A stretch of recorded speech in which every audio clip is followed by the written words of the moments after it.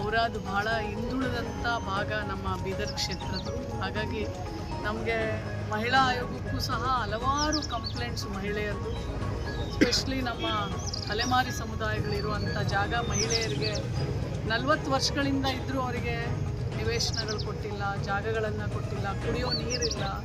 ಅಲ್ಲಿ ಮಕ್ಕಳ ಪರಿಸ್ಥಿತಿ ಭಾಳ ಕ್ರೂರವಾಗಿದೆ. ಮೊನ್ನೆ ರೀಸೆಂಟಾಗಿ ಆ ಅಲೆಮಾರಿ ಸಮುದಾಯದಲ್ಲಿ ಮಳೆ ಬಂದಾಗ ಒಂದು ಗರ್ಭಿಣಿ ನೀರಲ್ಲಿ ಮುಳುಗಿ ತೇಲಿ ಸತ್ತೋಗ್ತಾಳೆ.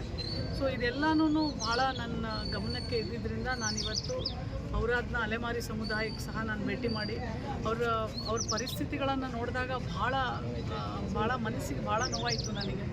ಅಲ್ಲಿಂದ ಅವರಿಗೆ ಕುಡಿಯೋ ನೀರು ಸಹ ಎಲ್ಲೋ ಹೋಗಿ ಹಿಡ್ಕೊಂಡು ಬರೋದೆಲ್ಲ ಇಮಿಡಿಯೇಟ್ಲಿ ಚೀಫ್ ಆಫೀಸರಿಗೆ ಫೋನ್ ಮಾಡಿಸಿ ಅಲ್ಲಿ ಕುಡಿಯೋಕ್ಕೆ ಈಗಲೇ ಇಮಿಡಿಯೇಟ್ಲಿ 2 ಟ್ಯಾಂಕರ್ ನೀರು ಸಹ ತರಿಸಿ ಅಲ್ಲಿ ಅವ್ರಿಗೆ ನಾಳೆಯಿಂದ ಇವ್ರು ಪರ್ಮನೆಂಟಾಗಿ ನೀರು ಕೊಡೋ ತನಕ ಅವ್ರಿಗೆ ಪ್ರತಿದಿನ ಟ್ಯಾಂಕರ್ ನೀರು ಕೊಡಬೇಕು ಅಂತ ನಾನು ಹೇಳಿದ್ದೀನಿ. ನಾಳೆ DC ಆಫೀಸಲ್ಲಿ ಸಹ ಇದ್ರ ಬಗ್ಗೆ ಚರ್ಚೆ ಆಗುತ್ತೆ.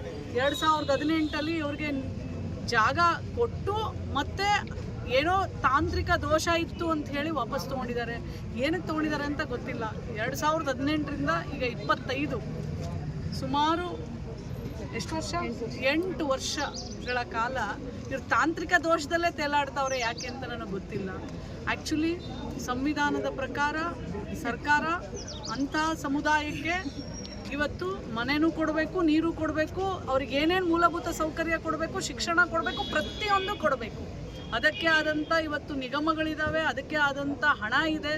ಅದನ್ನು ತಲುಪಿಸೋದ್ರಲ್ಲಿ ಸರ್ಕಾರಿ ಅಧಿಕಾರಿಗಳು ಟೋಟಲಿ ಫೇಲ್ಯೂರ್. ಅಲ್ಲಿ ನಾನು ಹೋದಾಗಲೂ ಸಹ ಒಂದು ಕಮಿಷನ್ ಚೇರ್ಪರ್ಸನ್ ಅಲ್ಲಿ ಹೋಗಿದ್ದೀನಿ ಅಂತಂದರೆ ಎಲ್ಲರೂ ಫೋನ್ ಮಾಡಿ ಕರ್ಸ್ಕೋಬೇಕಾಯ್ತು. DC ಅವ್ರು ನೋಟಿಸ್ ಕೊಡ್ತೀನಿ ಅಂದರೆ ಇಮ್ಯಾಜಿನ್ ಮಾಡಿ, ನಾನೊಬ್ಬರು ಬಂದಾಗ ಸಹ ನೀವು ಇರೋದಿಲ್ಲ ಅಂತಂದರೆ ಆಮೇಲೆ ಯಾರು ಒಂದು ದಿನ ಆ ಸಮುದಾಯಕ್ಕೆ ಅಲ್ಲಿ ಹೋಗಿ ಒಂದು ದಿನ ನೋಡಿದವ್ರಿಲ್ಲ. ನಾನು ಎಲ್ಲರನ್ನೂ ಕೇಳಿದೆ. ಇವತ್ತು ಭಾಳ ಏನಂತಾರಲ್ಲ ಪೆಥೆಟಿಕ್ ಸಿಚುವೇಷನಲ್ಲಿ ನಮ್ಮ ಅಲೆಮಾರಿ ಸಮುದಾಯದವರು ನಮ್ಮ ಔರಾದ್ ಜಿಲ್ಲೆಯ ಸುತ್ತಮುತ್ತ ಭಾಳ ಕಷ್ಟದಲ್ಲಿ ಬದುಕ್ತಾ ಇದ್ದಾರೆ. ನಾಳೆ ಅದನ್ನು ನಾನು DC ಅವರಿಗೆ ಚರ್ಚೆಗೆ ತಗೊಳ್ತೇನೆ. ಯಾಕೆ ಎಲ್ಲಿ ಫೇಲ್ ಆಗಿದ್ದಾರೆ ಇವರೆಲ್ಲರೂ, ಫೇಲ್ ಆದವ್ರ ಮೇಲೆ ಯಾವ ಥರ ಕ್ರಮ ತಗೊಳ್ತೀರಾ, ಈಗ ಆ ಸಮುದಾಯಗಳಿಗೆ ಯಾವ ಥರ ಅವರಿಗೆ ಜಾಗ ಕೊಟ್ಟು ನಿವೇಶನಗಳನ್ನು ಕೊಡ್ತೀರಾ ಅನ್ನೋದು ನಾಳೆ ಚರ್ಚೆ ಮಾಡಿ ಮತ್ತು ನಾನು ಆ ಕನ್ಸರ್ನ್ ಇಲಾಖೆಗಳಿಗೂ ಪ್ರಿನ್ಸಿಪಲ್ ಸೆಕ್ರೆಟರಿಗಳಿಗೆ ಸರ್ಕಾರದ ಮಟ್ಟದಲ್ಲಿ ನಾನು ಎಲ್ಲ ಪತ್ರಗಳ ಮನವಿಯನ್ನು ಸಹ ನಾನು ಕಳಿಸ್ತೀನಿ. ಆಮೇಲೆ ಅವ್ರ ಸ್ಥಿತಿಗತಿಗಳನ್ನು ಸಹ ಅವ್ರಿಗೆ ತಿಳಿಸುವಂಥ ಪ್ರಾಮಾಣಿಕ ಪ್ರಯತ್ನ ನಾನು ಮಾಡ್ತೇನೆ. 2ನೇದು ನಮ್ಮ ಔರಾದ್ ತಾಲೂಕು ಆಸ್ಪತ್ರೆ ಮೊದಲಿಗೂ ಇವತ್ತಿಗೆ ಭಾಳಷ್ಟು ಬದಲಾವಣೆ ಆಗಿದೆ. ನಾನು ಭಾಳಷ್ಟು ತಾಯಂದ್ರ ಜೊತೆ ಮಾತಾಡಿದೆ. ಅವರೆಲ್ಲರೂ ಮೇಡಮ್ ಭಾಳ ಚೆನ್ನಾಗಿ ನೋಡ್ಕೊಳ್ತಾರೆ. ಔಷಧಿ ಬೇರೆ ಹೊರಗೆ ಬರ್ಕೊಡೋದಾಗಲಿ, ರೊಕ್ಕ ತೊಗೊಳೋದಾಗಲಿ ಅವೆಲ್ಲ ಯಾವುದೂ ಇಲ್ಲ. ಕೆಲವೊಂದು ಇದಿದ್ದಾವೆ.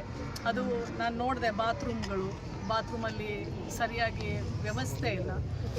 ಮತ್ತು ಆಚೆ ಕಡೆ ಸೇಮ್ ನಾನು ಮೋಸ್ಟ್ಲಿ ಬೀದರ್ ಹಾಸ್ಪಿಟ್ಲ್ ಕಲ್ಚರ್ ಅನಿಸುತ್ತೆ, ನನಗೆ ಗೊತ್ತಿಲ್ಲ. ಎಲ್ಲರೂ ಕಾಲು ಹೊರಿಸೋದು ಬಾತ್ರೂಮಿಂದ ಎಲ್ಲರೂ ರೊಟ್ಟಿ ಹಾಕ್ಬಿಟ್ಟವ್ರೆ. ಇನ್ನು ರೊಟ್ಟಿಲಿ ಏನಾದ್ರು ತಯಾರು ಮಾಡ್ತಾರೆ ಗೊತ್ತಿಲ್ಲ ನನಗೆ. ರೊಟ್ಟಿನ ಫ್ಯಾಕ್ಟ್ರಿ ಇದೆಯಾ ಗೊತ್ತಿಲ್ಲ. ಎಲ್ಲ ಬಾತ್ರೂಮ್ಗಳು ಮುಂದೆ ರೊಟ್ಟಿಗಳು ಹಾಕ್ಬಿಡಿ. ಏನಕ್ಕೆ ಅಂದರೆ ನೀರು ಚೆನ್ನಾಗಿ ಹೀರ್ಕೊಳ್ಳುತ್ತೆ ಅಂತ ಹೇಳ್ತಾರೆ.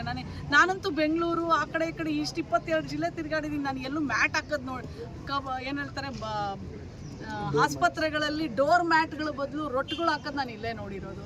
ಬಾತ್ರೂಮ್ಗಳು ಚೆನ್ನಾಗಿ ಮೇಂಟೈನ್ ಮಾಡ್ಕೊಂಡಿಲ್ಲ. ಮೇಲ್ಗಡೆ ಟ್ಯಾಂಕರ್ಗಳೆಲ್ಲನೂ ಯಾವುದಕ್ಕೂ ಒಂದು ಲಿಡ್ ಇಲ್ಲ. ಎಲ್ಲ ಹುಳಗಳಾಡ್ತಾ ಇದ್ದಾವೆ. ನೀರು ಎಲ್ಲ ಕಲುಷಿತ ಆಗಿದೆ. ಅದು ನಾನು ಮಾಡ್ತೀನಿ ಅಂತ ಹೇಳಿದ್ದಾರೆ. ಅದು ಬಿಟ್ಟರೆ ಹಾಸ್ಪಿಟ್ಲು ಇರೋ ಅಷ್ಟರಲ್ಲಿ ಅವ್ರು ನಡೆಸ್ಕೊಂಡು ಹೋಗ್ತಾ ಇದ್ದಾರೆ, ಚೆನ್ನಾಗಿ ನಡೆಸ್ಕೊಂಡು ಹೋಗ್ತಾ ಇದ್ದಾರೆ. ಮಿಕ್ಕಿದವ್ರಿಗೆ ಏನೇನು ಸವಲತ್ತುಗಳು ಬೇಕು ಅದನ್ನು ನನಗೊಂದು ಮೆಮೊರಂಡಮ್ ಕೊಟ್ಟಿದ್ದಾರೆ. ನಾಳೆ DC ಆಫೀಸ್ನ ಗಮನಕ್ಕೆ ತಂದು ಅವ್ರಿಗೆ ಏನು ಬೇಕಾಗಿದೆ, ಅದು ಮ್ಯಾನ್ ಪವರ್ ಇರ್ಬೋದು, ಇನ್ಫ್ರಾಸ್ಟ್ರಕ್ಚರ್ ಇರ್ಬೋದು, ನಾನು ಆರೋಗ್ಯ ಇಲಾಖೆಗೆ ಪತ್ರವನ್ನು ಬರೆದು ಅವರಿಗೆ ಕೊಡಿಸುವಂತೆ ಮನವಿ ಮಾಡಿಕೊಡ್ತೇನೆ. ಮೇಡಮ್, ಅಲೆಮಾರಿ ಸಮುದಾಯದಲ್ಲಿ ಯಾರ್ಯಾರು ನಾಯಕರು ಇರ್ತಾರೆ ಅವ್ರ ಪರ ಹೋರಾಟ ಮಾಡಲಿಕ್ಕೆ ಸರ್ಕಾರ ಮತ್ತು ಅವ್ರ ಮಧ್ಯೆ ನಿಂತ್ಕೊಂಡು ಅವ್ರಿಗೆ ಕೊಡಿಸುವಂಥ ಕೆಲಸವನ್ನು ಮಾಡಬೇಕು. ಯಾಕೆ ಅಂದರೆ ಆ ಸಮುದಾಯ ಏನೂ ಗೊತ್ತಾಗಲ್ಲ.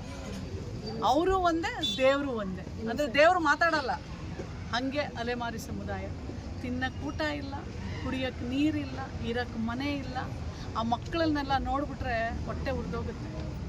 ನಾನೇನಿಲ್ಲ, ಇವತ್ತು ನಾವು ಹೆಂಗೆ ಅಂತಂದರೆ ಆಯೋಗ ನಾವು ವಾಪಸ್ ಹೋದ್ಮೇಲೆ ನಾವು ಬಂದು ಹೋದೆ, ಅವ್ರಿಗೆ ಏನಾಯಿತು, ಅವ್ರಿಗೆ ಸಿಕ್ತಾ, ಅವರಿಗೆ ಜಾಗ ಕೊಟ್ರ, ಅವ್ರಿಗೆ ಮನೆಗಳು ಕೊಟ್ರ, ಅವ್ರಿಗೆ ನೀರು ಕೊಟ್ರ, ಫಾಲೋ ಅಪ್ ಮಾಡ್ತಾ ಇರ್ತೀವಿ. ಆದರೆ ನಾನು ಹೇಳೋದು ಅಂತಂದರೆ ಅದಕ್ಕೆಲ್ಲ ಸರ್ಕಾರದ ಒಂದು ವ್ಯವಸ್ಥೆ ಇದೆ. ಆ ಅಧಿಕಾರಿಗಳು ಪ್ರಾಮಾಣಿಕವಾಗಿ ಕೆಲಸ ಮಾಡಿದ್ರೆ ನಿಜ ಹೇಳ್ತೀನಿ ಸ್ವರ್ಗನೇ ಮಾಡ್ಬೋದು. ಅಷ್ಟೊಂದು ಸರ್ಕಾರದಲ್ಲಿ ವ್ಯವಸ್ಥೆ ಇದೆ, ಕಾನೂನಲ್ಲಿ ಕ್ರಮಗಳಿದ್ದಾವೆ. ಇವ್ರೇನೂ ಮಾಡದೇ ಇದ್ದರೆ ಇವ್ರು ಕೇಳೋದಿಲ್ಲ, ಅವ್ರು ಹೇಳೋದಿಲ್ಲ. ಯಾಕಂದರೆ ಆ ಮುಗ್ಧ ಜನ, ನೀವೇನಾದ್ರು ಜೋರು ಮಾಡೋಕ್ಕೆ ಬಂದರೆ ನನಗನ್ಸುತ್ತೆ ಅವ್ರ ಮೇಲೆ ಇದೇ ನಡೆದು ಬಿಡುತ್ತೆ. ಹಾಗಾಗಿ ಆ ಸಮುದಾಯದ ಧ್ವನಿಯಾಗಿ ನೀವು ನಿಂತ್ಕೊಳ್ಳಿ, ನಾವು ನಿಂತ್ಕೊಳ್ಳೋಣ.